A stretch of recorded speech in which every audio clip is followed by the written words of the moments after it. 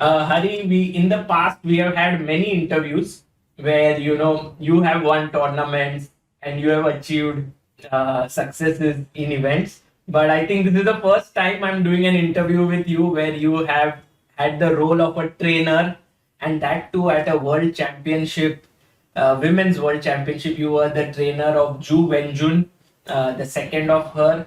Uh, Congratulations, firstly, for this massive achievement. Thank you, Sagar. Yes, it's an interesting experience, and yeah, we let's talk about this. I mean, I'm sure you have many questions, and Yes, I have many, and I was firstly my thought was like, how did this come about? This entire association with Ju Wenjun. When did this happen? And was it like she approached you? What was it like? So basically, before I jump into the like how it started, like I have been playing for Shanghai team for a really long time in the Chinese league. In fact, my first time I played for them was back in 2008, I believe, when we won the championship actually that year. So that was first time, and later on I played for them in 2016 or 17 and 18, these years, and also 2019. So that's how I know Ju Wenjun, and like many times we had team dinners and interactions after the games and so on. So that's about like how I know the team of Shanghai and Ju Wenjun, and not just as a chess, very strong chess player, but also outside of chess. Right. And regarding the association of for the world women's world championship match, actually uh, uh, her trainer, I mean, Nigwa, you probably know, he was helping her for the last two matches. Right. And right now he's kind of a team, national team trainer. So therefore, she discussed with him, and they decided to ask me if I'm interested to help her for the match. And yeah, that's how it started. It's the not much of a drama, but a very simple simple way it started. And initially I was more like, the time between the candidates, from candidates finished in April, on April something, April 12th or something like that, and there was just 3 months for the match. So that was one thing which I was discussing with Ju Wenjun, and think like how to proceed and so on. So she started working on the match a little bit before itself with Wei Yi. And then of course I joined, and that's how it started. So Would Would you say that Wei Yi has this sort of very direct style of preparation, which involves many sharp lines and so on, and you have a more subtle positional approach? This is what they were trying to achieve by having both of you in the team. I mean, now we can, we can, how to say, like we can speculate that this was the point, but I am not entirely sure if that was the main reason.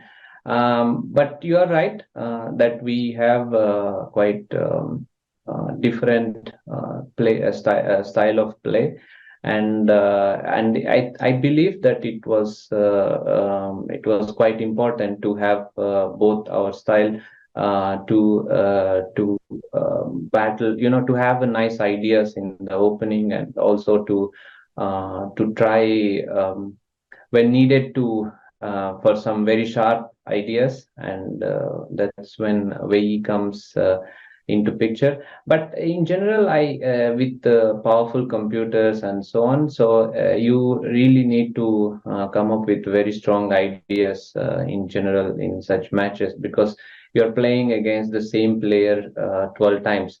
and after some games, both the players know each other in terms of openings and how they are feeling, etc. So it involves a lot of strategy in chess. Also, maybe some psychology involved in terms of choosing the openings and when to go for all in or when to play solid variation, etc. And I guess working with Wei Yi for me also was a great, interesting experience, and really enjoyed working with him, because obviously we work like in the evenings for a really long time. And of course, we didn't have much chance to work before the match, because he was playing, then I was playing. Also, Ju Wenjun was playing in Sharjah and so on. But during the match, we got a nice opportunity to work for a very long time. Right. So during the match was like a period of around 16, 17 days together. Yeah. But were you did you do any camps in person before the match, or it was all always remote? It was always remote, because basically until April, I believe, I couldn't. I mean, foreigners were, I think, not allowed to visit China, or I mean, there were some restrictions. I'm not entirely sure until which month. And then later on, I remember that Ju Wenjun was playing in Pro Chess League, then Sharjah, and there was also a rapid tournament in China, and Chinese League, and I had commitments to play in the French League, then Prague Masters, and Wei Yi was playing Global Chess League, and one more rapid tournament. So it was not really possible to have a camp with such schedules for all three of us. But we did a lot of work online, and I think not like all three of us at same time, but we were like training her individually. And when let's say 3 days in a week, if I have training, then remaining 3 days he would do it, and probably one day, or so, she needs rest, or to just remember or revise the openings and stuff. And somehow we managed to find the timings quite well, I must say. And yeah, that's how it went before the match. Amazing. Would you say that when you are working with at such a important event, that openings are the only role that you would perform, or are there other aspects as well? I think there are many aspects. I wouldn't say just I analyze and give the opening ideas, and my job is done. No, that's not how it works. Basically, it's at first we also need to understand each other, as in like what kind of setups, what kind of openings, and how she feels in various openings, because that is also quite important. Engine might say, yeah, it's good Yes. for white, but if the player doesn't feel all right in this, there is no point in analyzing to make it more advantageous in this position. Correct. So that's what I had in mind. I specifically had this in mind. I mean, it's different when you play and you prepare for your openings, and when you are helping another person in as important match, like world championship match for her. So keeping that in mind, I approached the openings, and regarding the other aspects also, how her opponent plays, and what are her weakness and strengths. Of course, these uh, I can't really tell you which ones and in detail. This is But something you have worked for months, and it's of course and could be useful in future as well. yeah, probably. But a player always improves, so it's always a different weakness. Right. They improve in one weakness, but always some new weakness comes up due to this, and it's a continuous process. And basically, that's what we were working on, and I believe that. Knowing not only opening but also to understand other things Mm. about opponent and how to approach and so on is useful. I have to say that she has much more experience regarding the World Championship match. Yes. This is her third match. I mean the in 2018 she won a match and then defended by winning the knockout, so this is like a third match for her. Right. So she has the feeling and how to approach, but I also gave my inputs Mm. in this process. Amazing. Yeah, I was going to come to that. She has won the world title now 4 times. As a person and as a player, what do you think are her strong points for Ju Wenjun? I think there are many strong points. Okay, probably I shouldn't say everything, but I would say that one clear thing is her end game is, I think, is her strong point, Mhm. and which you probably could see in the last game how she converted effortlessly in the end game. It's true that sometimes, well, you have a great end game, great position in the end game, but it doesn't mean you will win this. Mhm. So things like this. But more often she managed to convert these end games. I think that's one of her biggest strengths. Brilliant. And talking about Tingjie, what do you think was her biggest strength going into the match? And when you observed the way she was playing, did you feel that your assessment of her was correct? Yeah, well, okay. I mean, That's in good. not too much depth, but yes, I mean, in general, were you guys happy with the sort like was she a new player? Like many times, in the World Championship match, like how Vichy played with Kramnik, he completely surprised uh, by playing D4 and was, I mean, not in style, but at least the opening repertoire was different. Did that happen here, or it was sort of okay?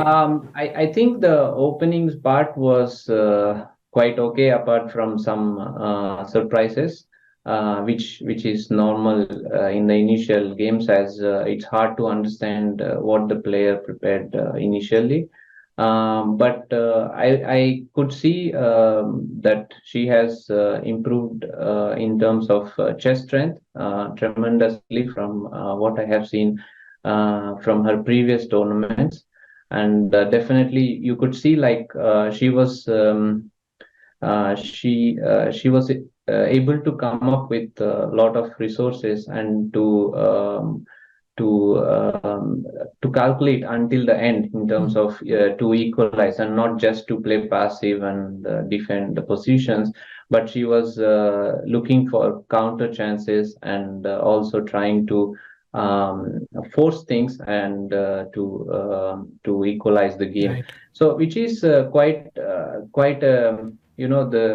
the style of Ju Wenjun and hers is like, I want to play slowly and so on, and then Lei is trying to know we it's some kind of forced thing. Mm. So you can see this kind of approach in many games Yes. where that's why even I think the accuracy or general playing strength was quite high, not just openings. I would say that the playing strength of the quality of the games were quite high in my Yes, opinion. I agree with you. Yeah, I was also going through all the games and I found that it was very well played match. Yeah, and of course their team prepared a lot of surprises. Our team prepared many new ideas as well. And as often the case, most of the ideas might not have even appeared on the board. Yes. But as a player, you ought to know these things in order to have the right approach and confidence to play the game. Right, absolutely. And you know, when did you get to know that Radjabov was her head coach, Lei Tingjie's head coach, and uh, how does that impact? Because he's also a top player. So yeah, I saw him. I mean, we both saw each other in Shanghai, like the first part of the match. It was interesting, of course. Raja is very like I wouldn't say solid, but he has a lot of experience Hmm. of playing high level chess and I mean he played candidates and various things, so he knows how to approach for important matches and so on. So that's first thing I noticed. But otherwise, I think it's just like um, it's better to focus on your openings and your strategy because for sure Lei, as she's a fighter, and she also like she had just one opportunity at every qualification for her path to the match, and she had to do everything right to reach that. Yes. So there is nothing that can surprise, as in she will give everything to win the match. And when I saw, okay, we thought like it would be interesting match. Hmm. And I guess the opening part was also quite at quite high level, I hope, at least. Yes. So from both the teams. Like, this makes it clear, right? Anish's Yes, tweet yes, where he said that I mean, Anish's preparation is considered to be one of the best in the world, and when he says maybe that, the best actually. yeah, maybe the Yeah. best, and when he says that there was a high level of preparation, I think it's something to be really happy about. Yeah, yeah. This is one time I could sense that Anish was not being sarcastic, so I was quite happy. True. So that's really nice of him to tweet about it. So I'm happy about it. Yeah, Hari, if I sort of put down the match in terms of openings, I would say that Lei Tingjie was always playing one e4. Mhm. Ju Wenjun was responding with e5. First happened Berlin, she couldn't break through it. Then she went to the Italian, where she got success. And then it started like, okay, now it's tough time for Ju Wenjun, so she went to Karokan. Then at some point she equalized and she went to Sicilian, which was a small surprise for me. And then when it came to the penultimate round, she played e4 e5 once again, trying to be solid, I believe, because the risk. I think it was very interesting, these decisions which were being taken, at least with the black pieces. Yeah, yeah. So I mean, when you have to switch from e4 e5 to Karokan, it's already not such a great news in general. But jokes apart, I think I mean, as helpers, like for me and Wei Yi, it was possible to change openings. It's not so hard in the sense of preparing new openings because we have a rest day. Mm, And but the most important here, I would say, the player Ju Wenjun should be ready to right. change and learn everything. It's much easier to prepare and show, but Mm, it's much harder to remember all the lines in. For her, it's completely new, and it was most difficult thing, I would say, and maybe one of the critical moments in the match, that she was ready for the change in the opening, and that helped not only like to bring the freshness in her play, but also the confidence that yeah, I can jump around and Yeah. I can surprise and so on. So I believe that was like the second part when we started in Chongqing. This was maybe key point from Ju Wenjun's team. Right. Yeah, I think amidst all of these decisions, one which stood out for me was the I think it was the ninth game where Ju Wenjun played the Sicilian in that. I think that was it like I sense that she now has equalized the match. She feels like Lei Tingjie is a little bit unsure right now, and it's time to strike even with the black pieces. I wouldn't say I mean, strike it may be not the right word, but at least to make it more like hard to predict. That's one important thing, I believe. And the Four Knights has a reputation of being a very solid, well, maybe slightly passive, but in general, I think it has a good reputation. And And this this move is not very popular. Like Queen C7 is the main yes, move. yes. But this is the current trend, and I think if not now, it's soon going to be one of the main lines, I believe. And this was a big surprise, right? This was, I think this was their new idea in this position. Yeah, I think Lei was thinking a bit before playing A3. So I guess the point was she knew A3, but she was trying to remember the moves after A3. And yeah, it is an interesting move. And they played this game actually quite well, I must say, for a long time.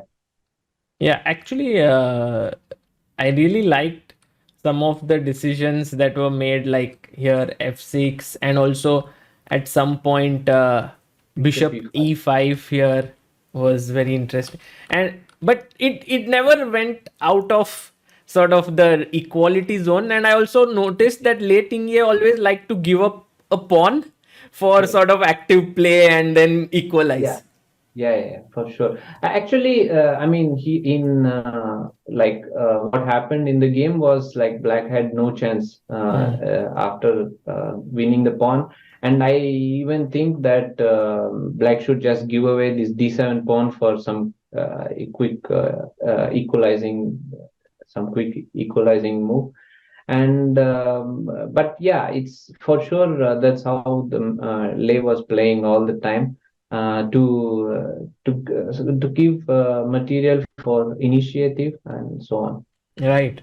Yeah, so this was an interesting game. I think another game which really defined the match was the eighth game, where she was trailing by 1 point in the match. And I felt like with the white pieces, Lei Tingjie was so well prepared that I think Ju Wenjun wanted to take it out of sort of theoretical waters, so as to say. Or I don't know if this was also very well prepared, but I think for to play a No, this move, was well prepared. this was well prepared. Okay, Yes, but to yes. play a move like d4, she took nearly 20 minutes here. Well, actually, C4 is the move I think which gives a nice easy position for white and so on. But yeah, D4 is of course possible. But like generally, most of, like I said, many things which did not come in the match were, I mean, a lot of work is still not played. So Sure. I think from both sides. And Queen C7 was some kind of like when Ju Wenjun played G3 and spent for a while and played Queen C7. So I'm not sure if she did not check this variation or she forgot. This is not the main move for Black, and that's that could be the reason, like she spent Lei spent some time here to play this. And here C4 I think is the move for white because no longer D4 is possible. Yeah, makes a lot of sense. And when such a thing happens, that when she's played c4 instead, she played d4 instead of c4, would you after the game tell her that this has happened? Because I've heard that the role of how the trainers speak with their players after the game is actually very important. They should know what to say, what not to say, what would throw off the player, and so on.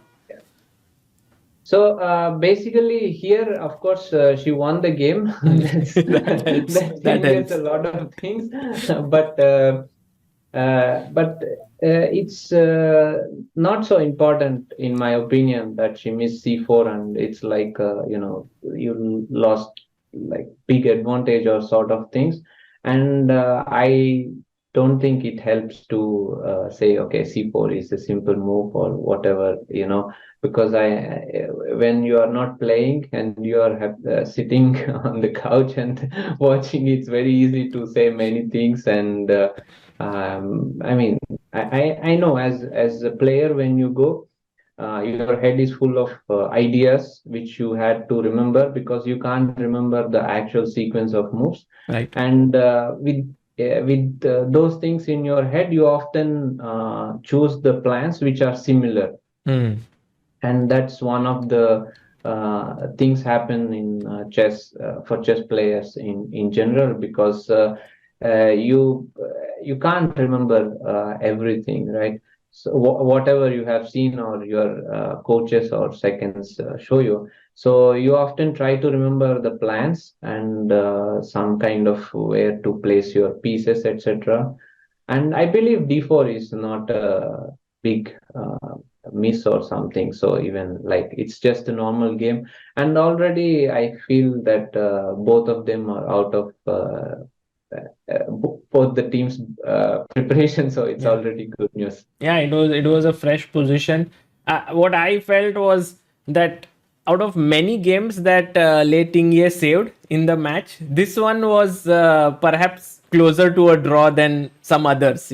So this, I think, this she losing proved to be a very big. Yeah, I think the crucial moment of the match, I could say, if you go to the very end, perhaps like rook d2 check or somewhere like this, it's even further.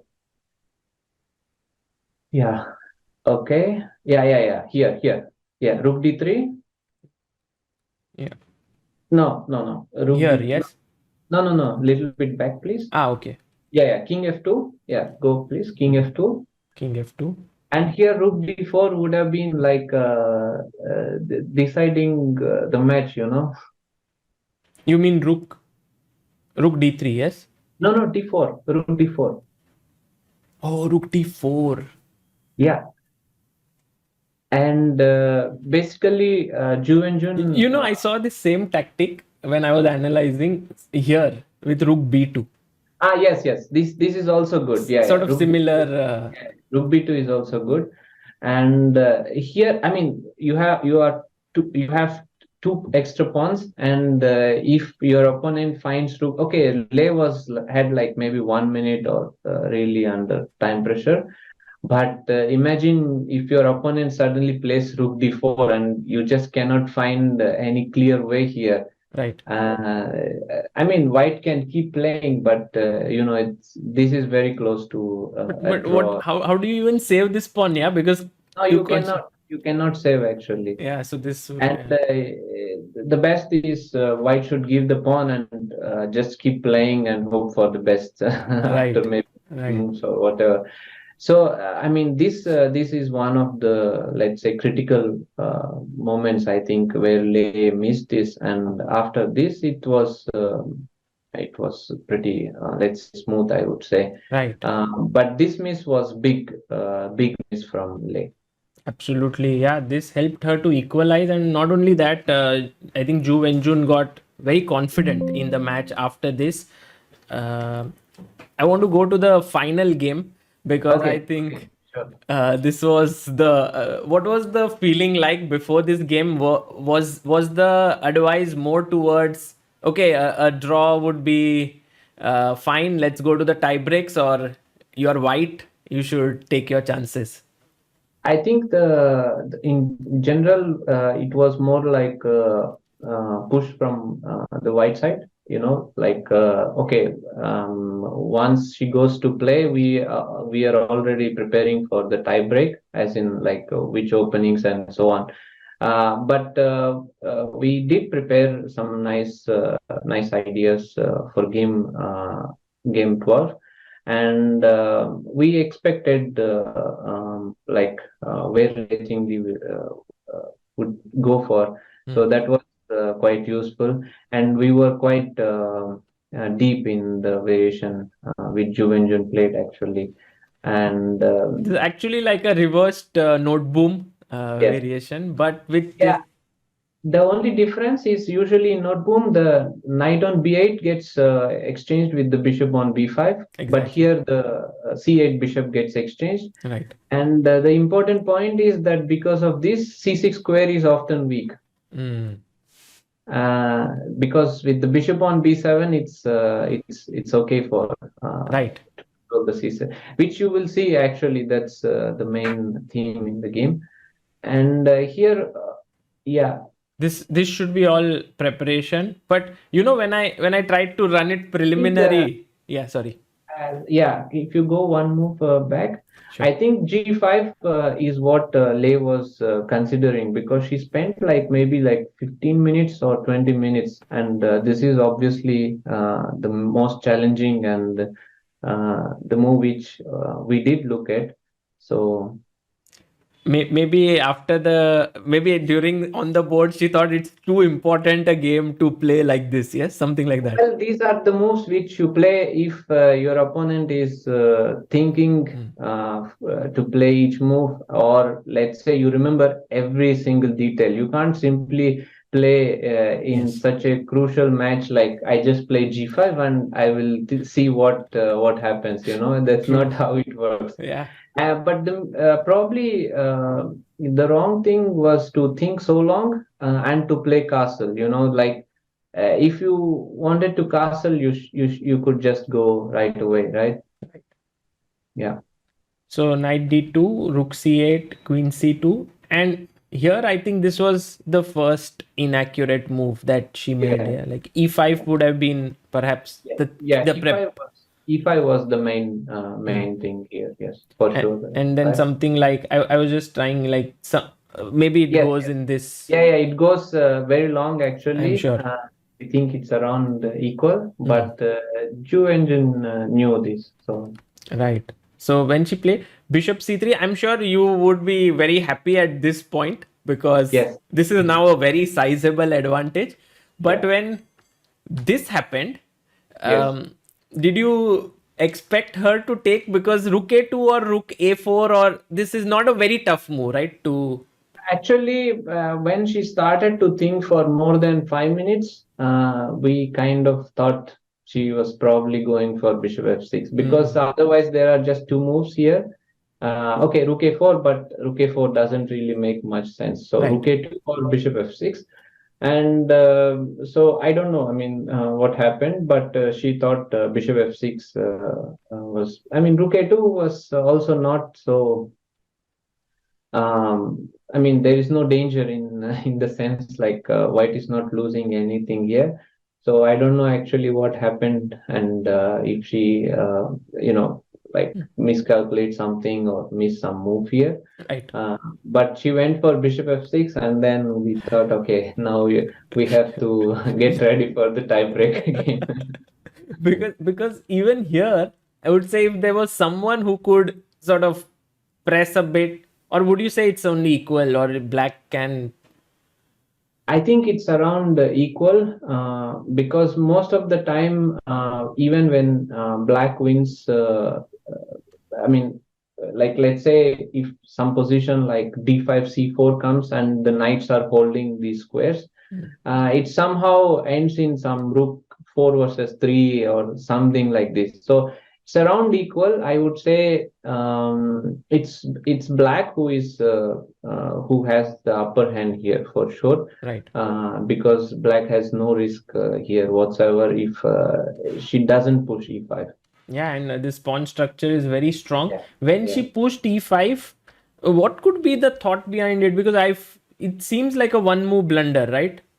I think she like I said, her strength to force things in some equalish endgame. I think here went against her, because I believe that she was maybe worried somehow she couldn't push e5 in later stage of the game. So this must be her concern, and that's why she pushed e5. Right. And maybe she was just afraid that white could consolidate like f4, knight f3, knight e5, knight c. These things are very speculative, as in like black has many Yeah. ways to counter this. This is Correct. not even happening. But when you have this tendency to force things, and here obviously you need to play a little bit, calmly, and also, Queen C3 actually was played instantly, which was, I think, the starting of this whole, miss, because she could just go Bishop F8, and she saved some moves. First of all, when you play E5, there is no Knight F5 threat, and Mm. also after Queen F5, you attack the B5 pawn at once. So this was also like one major thing here, which she should have been careful. But yeah, E5, I have, sorry, Yeah, no, I was saying, does tiredness play a role at this point, or? everything, tiredness, the crucial match, Mm. it's not like you have a second chance if something goes wrong here, Correct. right? So that's the main thing. And obviously, like, that the position is fine and you want to finish it, but it's not the position which you can just finish and go home, right? True. So True. you need to wait, have some patience, wait, and show like you can wait and stuff like that. Yeah. And here E5 is yeah. I actually don't know what she missed here, because even if you don't miss anything, simply by looking, the knight occupies D4, then the other knight occupies C3, and Yeah, I saw the post game conference and they were saying that maybe she missed knight b1, but I think even if you play the knight to f3, it's still a very big edge. yeah, it's very good position. But after knight b1, I think these are the moves like which Ju Wenjun is really good at, Mm. like to understand where to put the pieces and so on. So, for example, here it's already completely winning for white.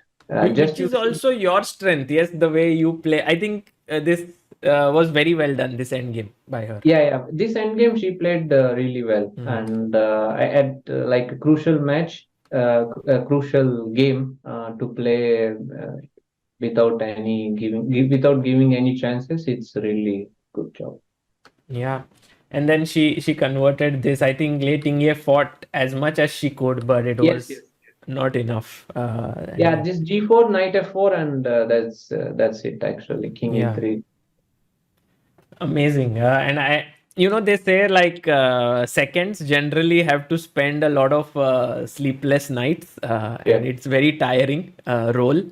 Do yeah. you feel that because you just back from your trip? But you look fresh. I mean, you don't look so tired.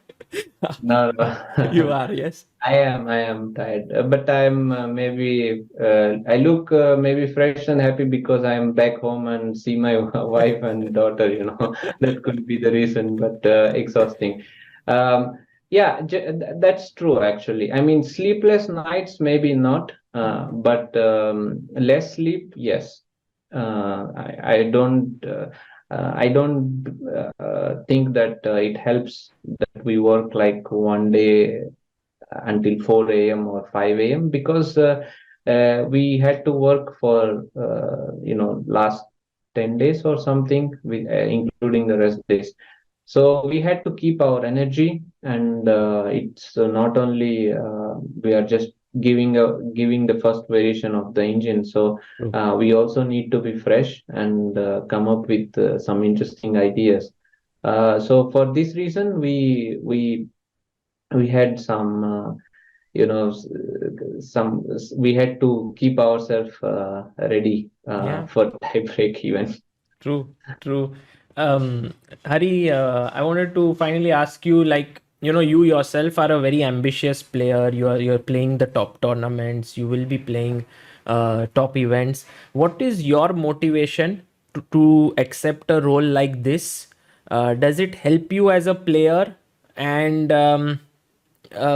they say that many times, as a second, when you work too much with the engines, it does impact your game in a detrimental way. What is your take on this entire thing?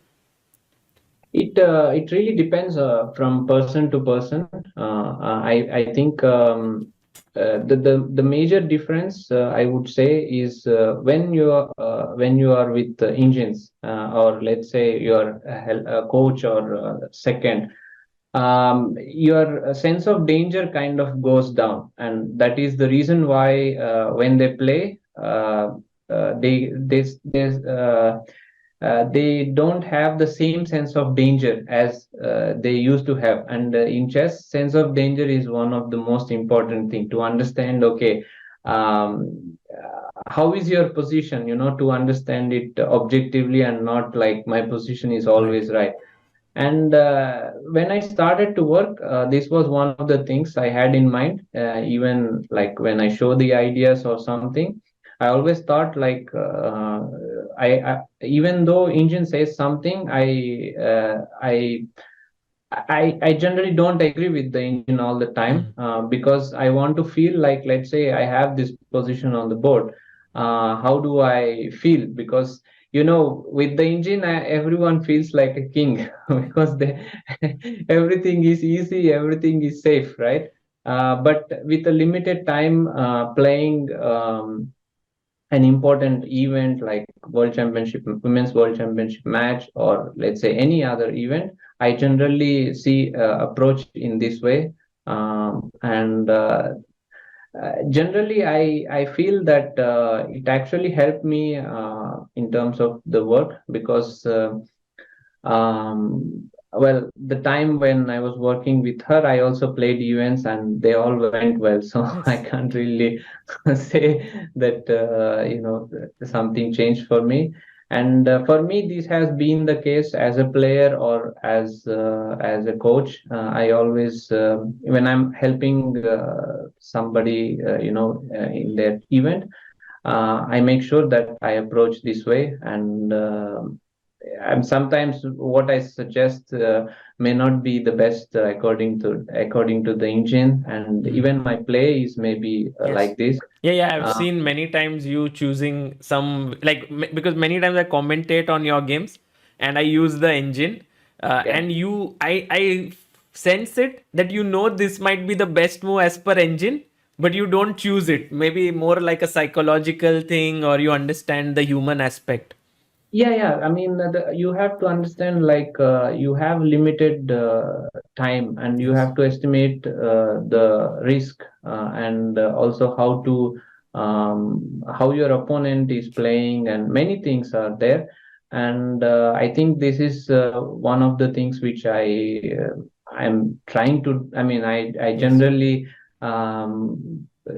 don't trust the engine completely, but okay, nowadays the engines are so strong, you cannot ignore, because your opponent is obviously ready with that. But so far it went well with the match, and the way it finished, the second half. And Yeah, let's see how it goes. Absolutely. And Hari, what is next for you? We are going to miss you at the World Cup, but are there events coming up? I know Yeah, maybe you're in Tata Steel. Yes, you will play. yes. Yes, I will be playing in in the India. Tata Steel Rapid. I'm very happy to be invited to play in Kolkata. And I'll be playing World Rapid team. I think Oh, that's Dusseldorf. in Düsseldorf. Yes. And With your team is Arjun. MGD1 one, yes? Yes. Okay. All the youngsters and me. Oh, that's an all India team. Like, Yes, I think no. I think maybe one female player is not mm. from. But But I think yeah, there are teams where Indian players are there in all the teams, but yeah, this yeah. has the most number This, of Indian. this is most Indian team. Yeah. Yes. So let's. I mean, your viewers should cheer for us in this. Yes, I'm also coming there, and You're coming. Okay, yes, nice, yes, nice. Okay. I'm also rooting for MGD1 to do well there. You're playing or No, no, no. I'll be covering the okay, event, and so I'm not nice. playing there. Yeah, so I'll play these two events and the Asian Games and Grand Yes. Swiss and so on. So it's a So I packed mean, calendar for you. yeah, until October or something, there are events here and there, some coaching camps, etc., and the usual calendar starts. Brilliant. Well, Hari, another feather added to your cap of ever growing achievements. We recently wrote you won almost all the team championships that you played recently. Now you won the world title for someone whom you were helping and training. Your repertoire of achievements keeps growing, and we are very, very proud of it. So congratulations. Thanks a lot. Thanks a lot. And I would like to just add, actually, why you asked me the question why I accepted. I think I liked the Shanghai team. I mean, since I have played, and that's one of the reasons. And I also like to analyze chess and to be, tournaments and so on. So these are the main reasons why I accepted to be a coach for the World Championship, Women's World Championship match. Would you take up more such assignments of training, or have you done that before than this? Yeah, I actually helped some of my friends, as in like I was second, and but okay, it's not known in public, and so that's like it. But sure, like it depends on the person and I mean how I'm getting along with the person. That's one of the key, I believe. Like I I generally don't like the way like you just send the files and that's it, you know. True. So I believe in the long term and to have a good time and then work well. Great to know, Hari, and thank you so much for sparing this time for us. Thank you, Sagar.